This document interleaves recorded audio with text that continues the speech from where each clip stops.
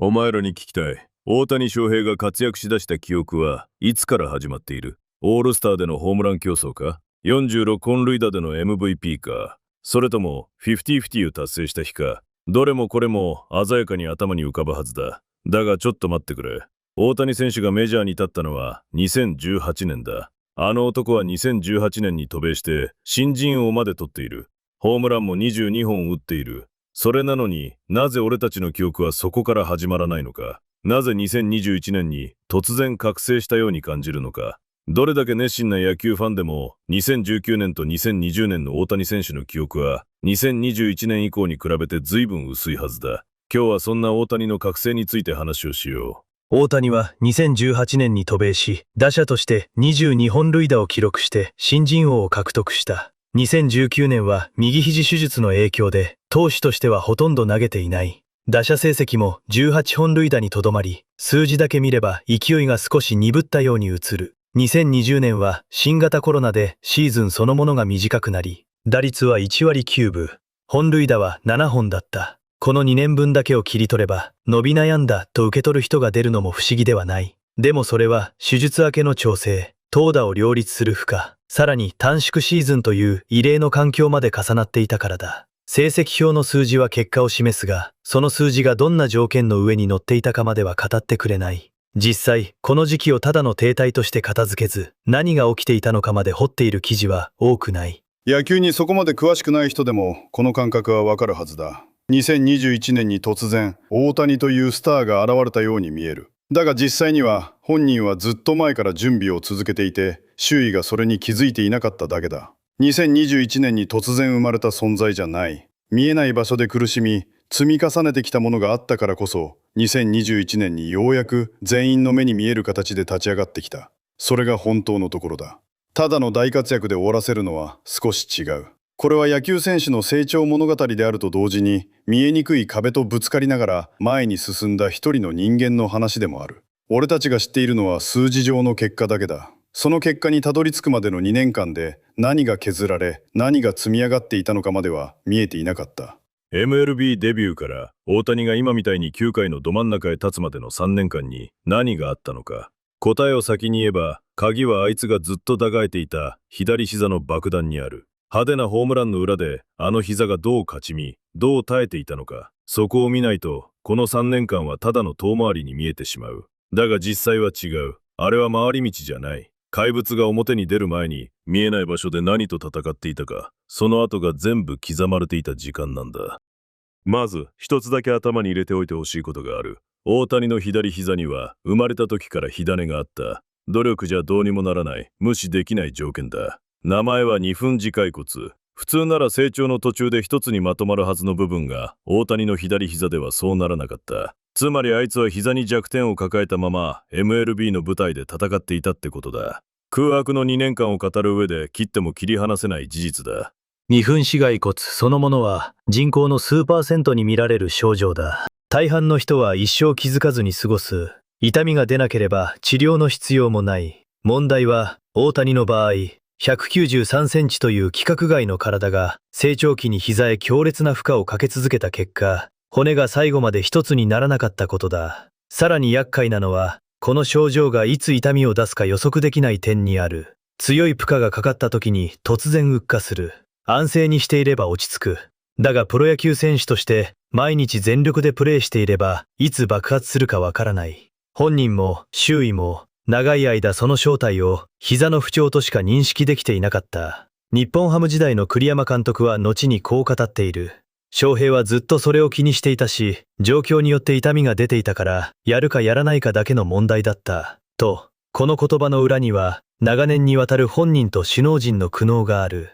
これを家に例えるなら、建物の基礎にひびが入っているのに、外壁が綺麗だから誰も気づかない状態だ。雨が降ってもドアは開く。電気もつく。見た目は問題ない。だが地盤のどこかが少しずつ崩れている。大谷のケースでは、その基礎のひびが左膝だった。そしてそのひびはメジャーという最も激しい環境に入った時、少しずつ悲鳴を上げ始める。しかも大谷の場合は打者としてと投手としての2つの負荷が同じ膝にかかり続ける。二刀流であることがこの爆弾をより深刻なものにしていた。この2分次骸骨という症状は外から見ても全くわからない。打席に立つ大谷選手を見ている観客にも解説を聞いているファンにも何も伝わらない。本人が唇を噛みしめながら打てる、体を動かせと言い聞かせていても外には何も見えない。見えない苦しみというのは最も辛い種類の苦しみだ。それを理解した上で2018年春の話を聞いてほしい。世界中が注目していたあの最初の春に大谷は現地のメディアから何と呼ばれていたか。2018年の春、大谷はアメリカでいきなり見せ物みたいに叩かれた。オープン戦で MLB の投手たちから洗礼を受けたんだ。打てない、差し込まれる、空振りする。すると奴らは待ってましたとばかりに噛みついた。高校生レベルだ。マイナーへ行け。二刀流なんて笑わせるな。今聞けば寝ぼけた話だが、当時は本気でそう言われていた。だが少し考えればわかる。言葉も環境もボールも全部違う国に放り込まれて、そこでいきなり結果を出せと迫られていたんだ。しかも相手は世界の頂点だ。適応に少しでも時間がかかれば、そりゃ数字は荒れる。だが周りはそこを待たない。つまずいた瞬間に失格のレッテルを貼る。あの時大谷に向けられていたのは分析じゃない。ただの上げ足取りだ。苦戦の原因は明確だった。日本とメジャーの投球リズムの決定的な違いだ。日本の投手はワインドアップから独特の間を持って投げることが多い。いわゆる1、2の3というリズムだ。しかしメジャーの投手にはその間がない。テンポが速く、手元で鋭く動くボールに対し、大谷選手が日本時代から使ってきた大きく足を上げるフォームでは、指導が遅れてどうしても差し込まれてしまっていた。これは才能の問題じゃない。環境の違いへの適応に必要な時間の問題だ。スプリングトレーニングは準備の場だ。記録の場ではない。そこで好成績を残したところで何かのトロフィーが届くわけでもない。評価するのが早すぎたんだ。ただあの時、球場の全員が同じように騒いでいたわけじゃない。表の数字に飛びつく人間がいる一方で、大谷の真の商品価値を見定めている男がいた。アルバート・プホルスだ。メディアは打率を見て不安を煽る。だがプホルスは違った。彼は毎日クラブハウスで大谷の素振りを見ていた。振り方、間の取り方、体の動き、取り組む姿勢。看板の文字じゃなく、店の中身を見ていた。だから分かった。彼は実力不足なんかじゃない。本物だと。そして開幕が始まった。最初の打席から大谷は打ちまくった。早計な批評家たちは、その時一体どんな気持ちだっただろうな。だがその裏には、開幕直前のわずか数日間で行われたフォームの抜本的な改造があった。開幕のわずか数日前、大谷はフォームを根本から変えた。それまで日本時代から続けてきた大きく右足を上げて打つスタイルを捨てた。代わりに採用したのはノーステップ打法だ。足をほとんど上げずにつま先でタイミングを取るスタイルだ。当時の打撃コーチ、エリック・ヒンスキーの助言を受けての決断だった。一般的に足を上げない打ち方はタイミングが取りやすくなる一方で体重移動が難しくなるため飛距離が落ちるというデメリットがある。しかしヒンスキーコーチはこう判断した。193センチのこの男のパワーがあればノーステップでも十分スタンドへ運べると。余計な動作を省いて頭のブレをなくし、ボールをコンマ数秒でも長く見る確実性を最優先したのだ。開幕まで数日という極限のタイミングで大谷選手はその決断を受け入れフォームを作り直した。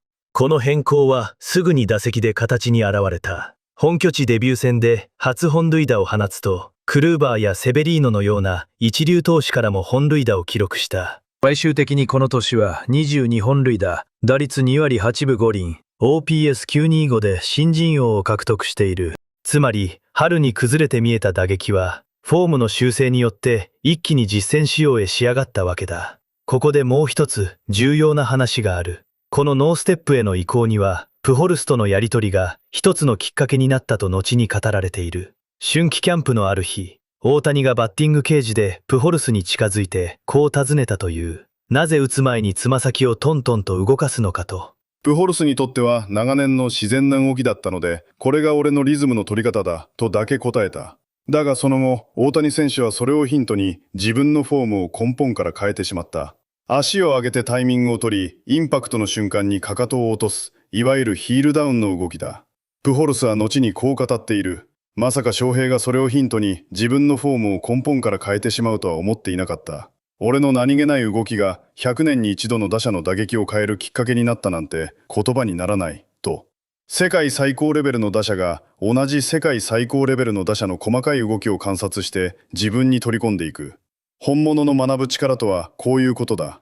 2018年、大谷は結果を出した。新人王も取った。打撃ではノーステップという武器まで掴んで、世界にこいつは本物だと認めさせた。だがその華やかな一年の裏で、左膝の爆弾は静かに動き始めていた。メジャーの激しい環境で投げる、走る、止まる、踏ん張る、その一つ一つの動きがじわじわ膝を削っていったんだ。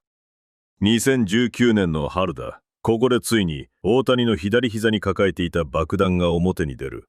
二分自骸骨。ずっと日本時代からつきまとっていたあの正体のはっきりしない膝の痛みがここで初めて表に出てきた。骨がきれいに一つじゃない。厄介な火種だ。だがそこで完全に止まったわけじゃない。チームの判断は打撃専念だった。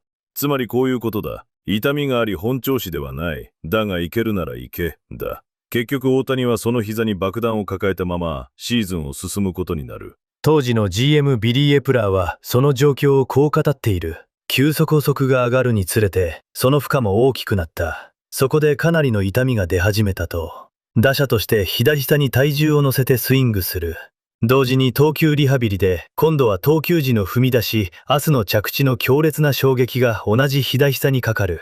二刀流の両方で膝を削っていた。これは爆弾の起爆装置を両側から同時に押し込んでいくようなものだ。痛みはついに無視できないレベルに達した。この年、大谷選手は18本塁打を記録したが、打撃内容の深刻さは数字以上のものがあった。スイングそのものがずれていっていた。この時期の大谷はそのズレを率直に話している。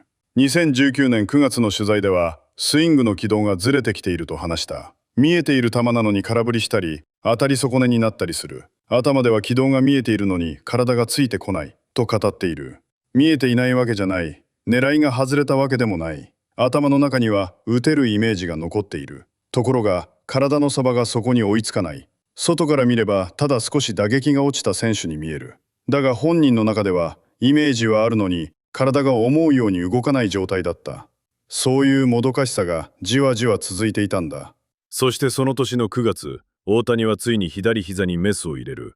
膝の中で割れたまま残っていた骨を取るためだ。これで爆弾は抜けた。少なくともそう見えた。右肘を直しながら左膝も戻す。2020年へ向けてもう一度立て直す。普通ならここで光が見える。だがそうは問屋が下ろさなかった。爆弾を取った後に別の恐怖が待っていた。本当の悪夢はここから始まる。2019年9月、左膝の手術は終わった。右肘のリハビリも進める。表向きにはもう復活への道が開いたように見えていた。実際膝の痛みは前よりかなり良くなっていた。だがそこで今まで通りに動けると考えるのは脳みそがお花畑のやつだ。痛みが消えたから終わり、手術が成功したから元通り。そんな話なら誰も苦労しない。見えていた爆弾は抜けた。なのに体の中にはまだ別のズレが残っていた。しかもこの後、誰も予想していなかった事態が重なる。地獄はまだ終わってなかったんだ。手術後のアスリートが完全復活するためには、大きく分けて2つのステップが必要だ。1つ目は患部の物理的な回復。これは手術と安静で達成される。2つ目は長期間痛みをかばい続けた結果、体に染みついた悪い動きの癖を取り除くこと。こちらは時間と反復と実践感覚でしか達成できない。大谷の場合、右肘と左膝のリハビリを同時進行させる必要があった上に、2018年から少しずつ蓄積していた膝をかばう動きを取り除く必要があった。本来なら春季キャンプで時間をかけて体を作り直し、膝への体重のかけ方を少しずつ取り戻すはずだった。2020年、誰も予測できなかった事態が起きた。新型コロナウイルスによる MLB のシーズン中断だ。開幕は4ヶ月遅れ、シーズンは60試合に短縮された。本来なら最も重要な調整期間となるはずだったスプリングトレーニングが丸ごと失われた。これは大怪我から回復した人が職場に復帰するとき、リハビリの最後の大事な期間を急に打ち切られ、いきなり本番に放り込まれるようなものだ。準備の時間が根こそぎ奪われた状態で、7月、シーズンが始まった。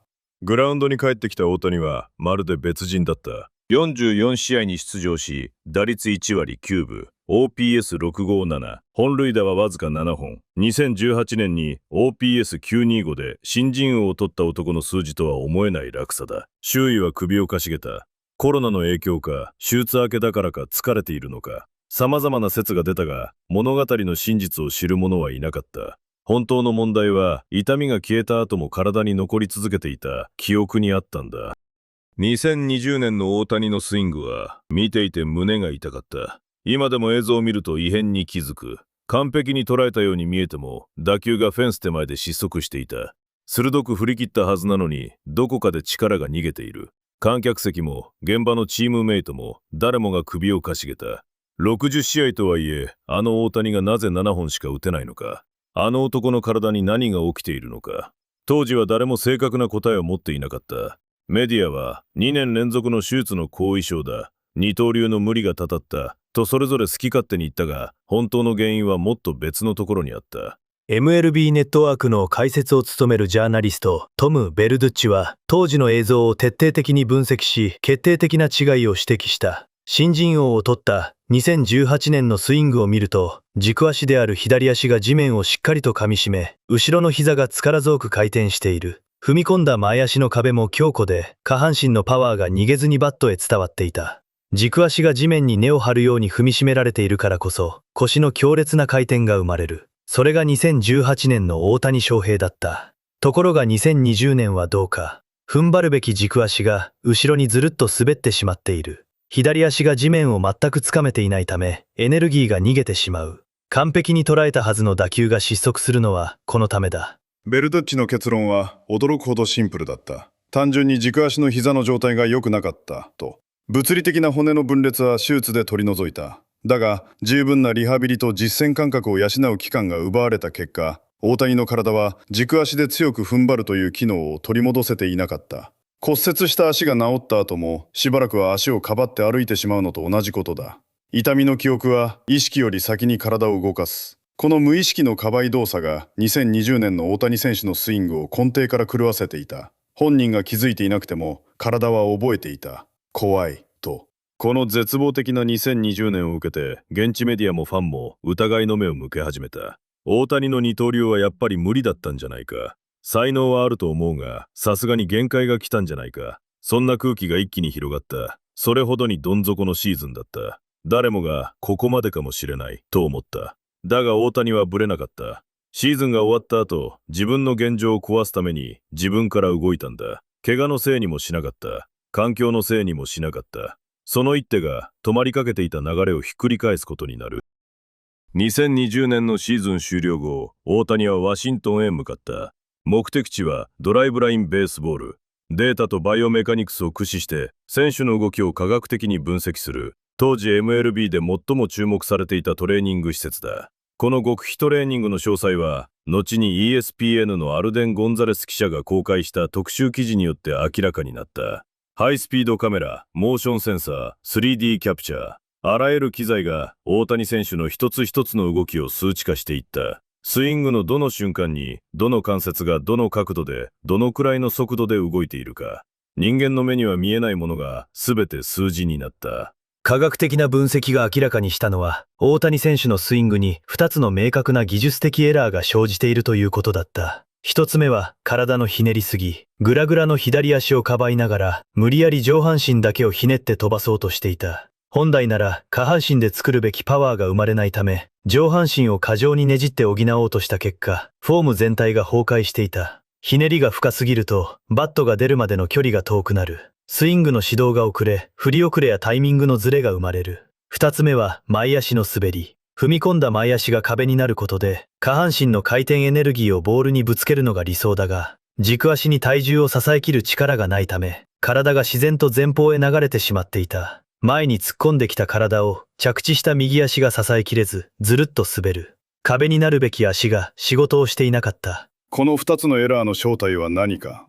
ドライブラインはその答えを数値として突きつけた。壊れた膝をかばうための脳と体の防衛反応だ。左膝の爆弾は手術で取り除かれている。だが、長年痛みを抱え続けた結果、大谷選手の体には無意識に左足へ体重を乗せることを怖がるという癖が完全に染みついてしまっていた。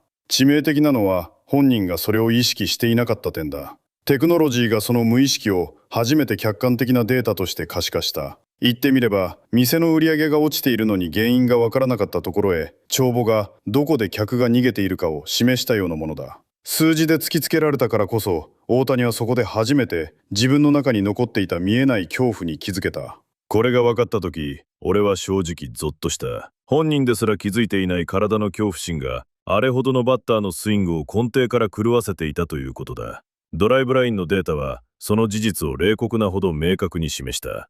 しかし裏を返せば、原因が分かれば修正できる。そこからの大谷選手の取り組みは、まさに職人の仕事だった。ドライブラインが見つけた体のひねりすぎと前足の滑り。これを聞いただけだと別々の不具合に見えるかもしれない。だが、悪化の根源は一つだ。そう、左膝だ。これはバッティングの技術論だけの話じゃない。人間の体が痛みをどう避けるか、その仕組みの話なんだ。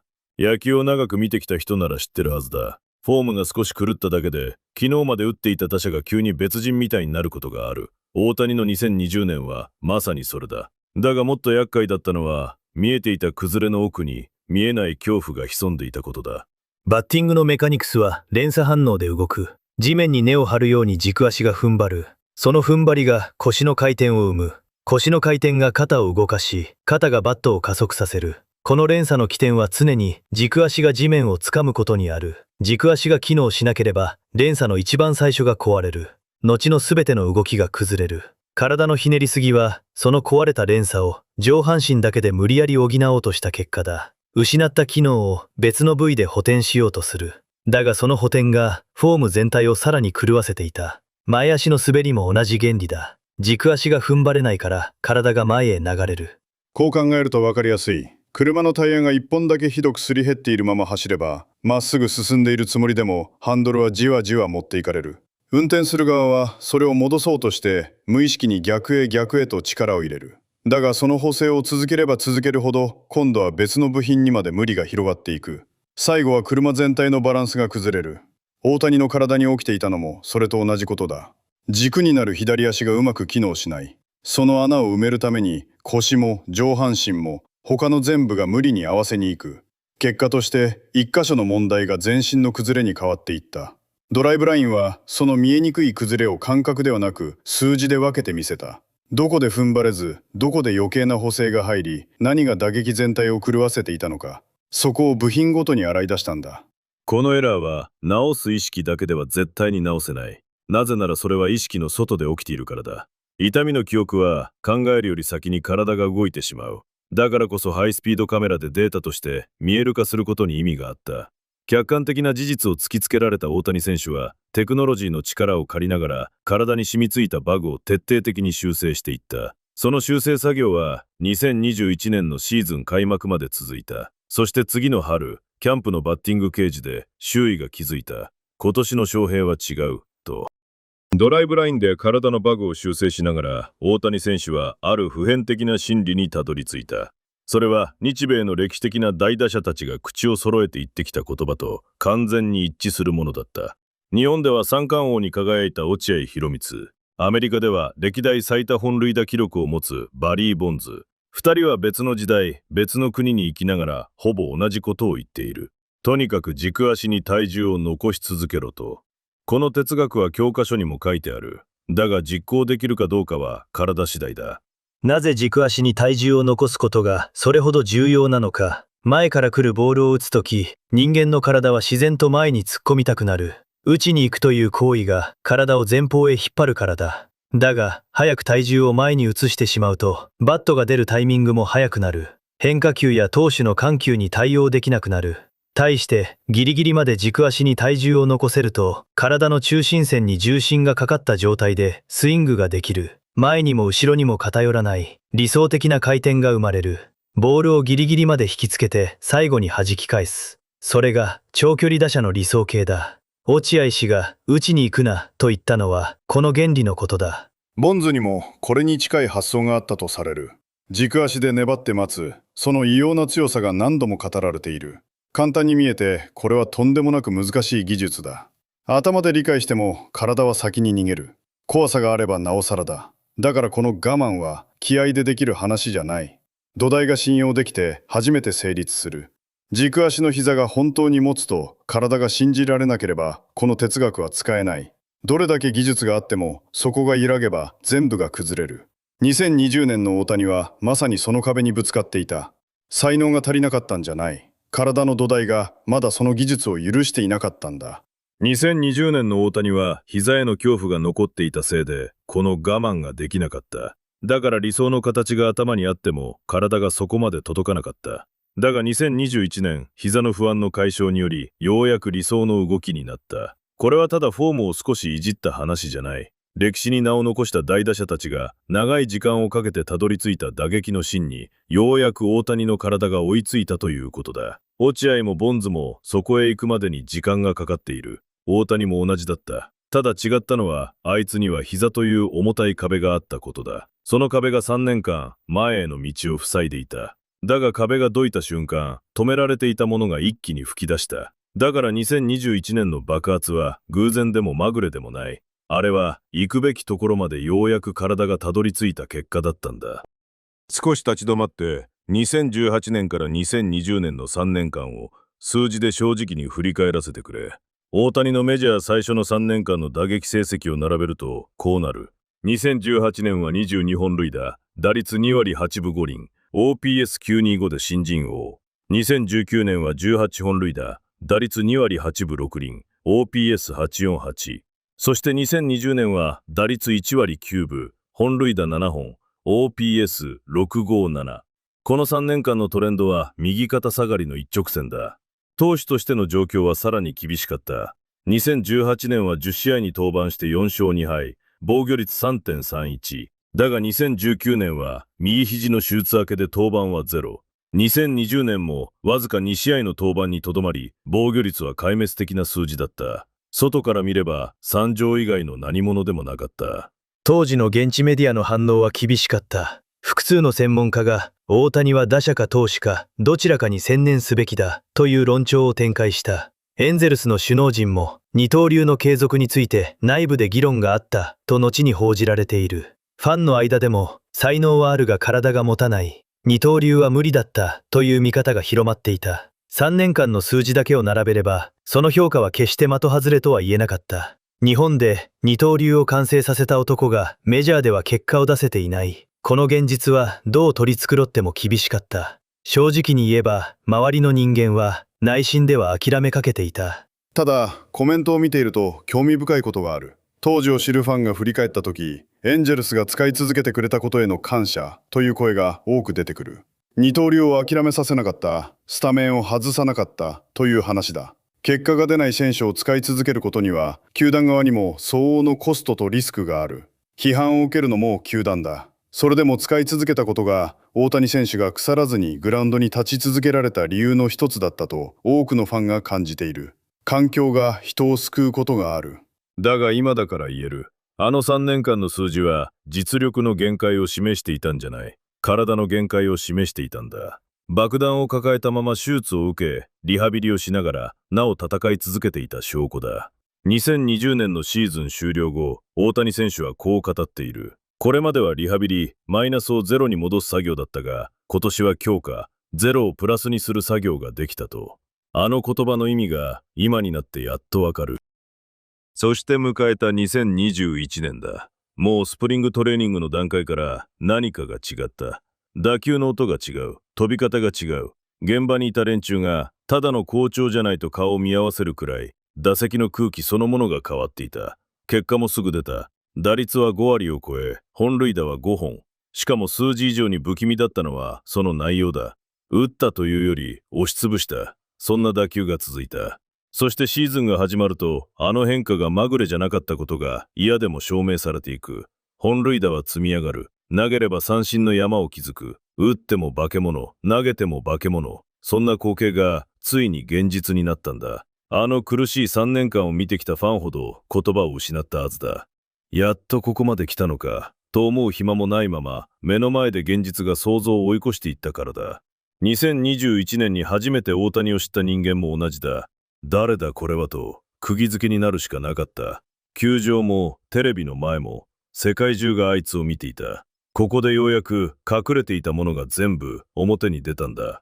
ベルドゥッチは2020年と2021年のスイング映像を並べて決定的な差を指摘している。2020年の大谷は左膝に体重を乗せることを無意識に避けていた。その結果、着地した後に腰が前へ流れ、軸が安定しなかった。だが2021年の映像では違う。左膝で地面をしっかり受け止め、体の前への突っ込みを止めた上で、強い視点を作ってバットを触れている。ベルドゥッチも、膝が回復したことで、後ろ足がきちんとボールの後ろに残る感覚を信じて触れている。そこから力が生まれている、と説明している。この、信じて触れている、という感覚が重要なんだ。技術が急に増えたわけじゃない。土台への不安が消えたことで、持っていた力をそのまま打撃に流し込めるようになった。だから、2021年のスイングは、見た目以上に中身が別物だった。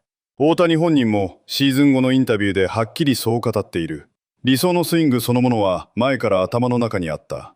だが去年は左膝が痛くて使えず、思い描いた形に体がついてこなかった。手術を経て今年はそれができるようになった。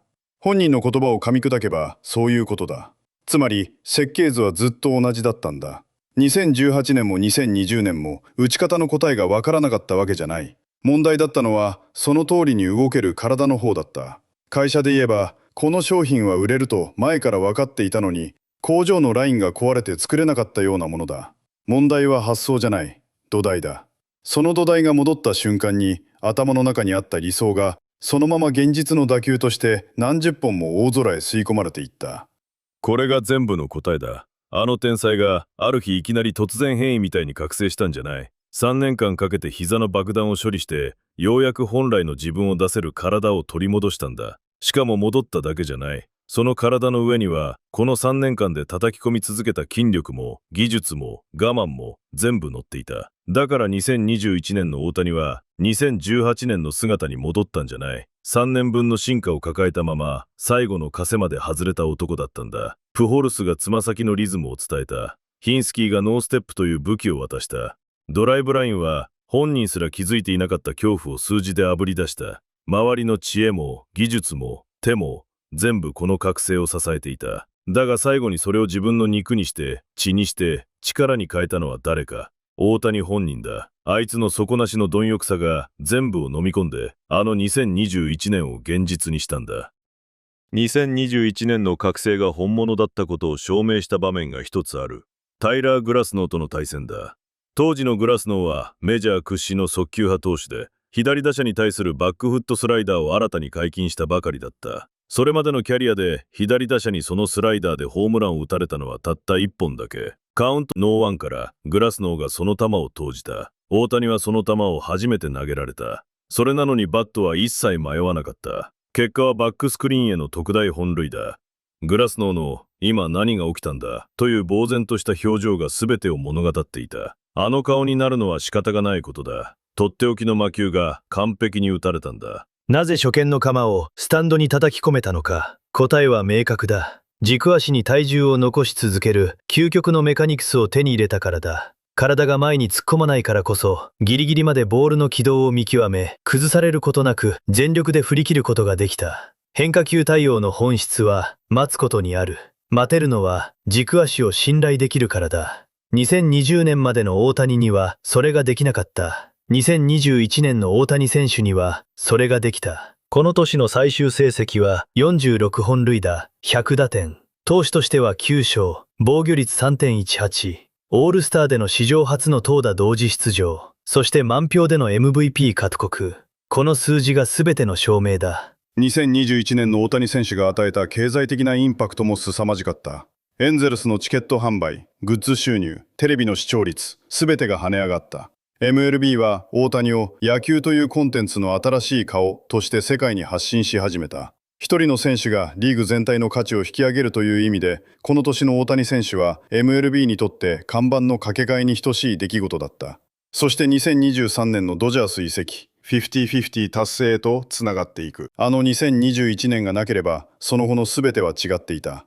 爆弾が消えた。膝が使えるようになった。ドライブラインで体のバグを取り除いた。3年間で積み上げた筋肉と技術が乗った。この全てが2021年に合流した。大谷翔平は魔法のように覚醒したんじゃない。全てのピースが揃って初めて本物の姿を見せた。それが2021年だったってことだ。大谷選手について誰よりも近くから誰よりも深く語り続けてきた男がいる。通算703本塁打、3384安打を誇り、史上最高の右打者という称号を確固たるものにしているアルバート・プホルスだ。22年の現役生活を終えた後は MLB ネットワークの解説者を務め、今まさに開幕を迎えた2026年 WBC ではドミニカ共和国代表の監督として指揮を執っている。かつてエンゼルスでチームメイトとして大谷を間近で見守ったプホルスの言葉は単なる賛辞じゃない。あの苦しかった3年間を共に過ごした男が何を見ていたかの証言だ。プホルスは大谷選手の打撃を語る際、必ず準備という言葉を使う。翔平は間違いなく野球の虫だ。俺が現役時代にそばで見てきた選手の中で、あれほど準備に命を懸けている選手はそうはいなかった。と、703本塁打を打った男がそう言う。その意味を受け止めてほしい。さらにこう続けている。才能だけでメジャーリーグを生き残ることはできない。翔平を見ろ。あの男がなぜここまで来られたか。毎日の準備を一切妥協しなかったからだ。グラウンドに立つ前に、すでに勝負は始まっている。翔平はその真実を体で証明し続けている。と。プホルスのもう一つの言葉が深く残る。俺は703本のホームランを打ったが、翔平がやっていることを前にすると、心から、野球ってまだこんな可能性を秘めていたのか、と思わされる。それは嫉妬じゃない。純粋な驚嘆だ。と。自分の世代が到達できなかった境地を、後の世代が実現している。業界の職人が次の世代の仕事を見て感嘆する。それは最高の賛辞だ。大谷はベーブ・ルース以来、誰もできなかったことをやり遂げた。しかも50-50という誰も想像すらしなかった領域にまで踏み込んだんだ。プホルスは大谷のような選手は100年に一度しか現れないと言った。この言葉を2018年から2020年の苦闘を知った上で聞くとまた違って聞こえる。100年に一度の選手でも爆弾を抱えていれば本来の姿は出せない。逆に言えばあの3年間がなければ2021年以降の爆発もなかったかもしれない。苦しんだ時間が覚醒の燃料になっていた。トホルスはさらにこう語っている。あいつはまだ進化している。これから何をやるか考えるだけで鳥肌が立つよ。と、2026年の今も大谷は成長し続けている。2020年のオフ、大谷はこんな言葉を残している。これまではリハビリ、つまりマイナスをゼロに戻す作業だった。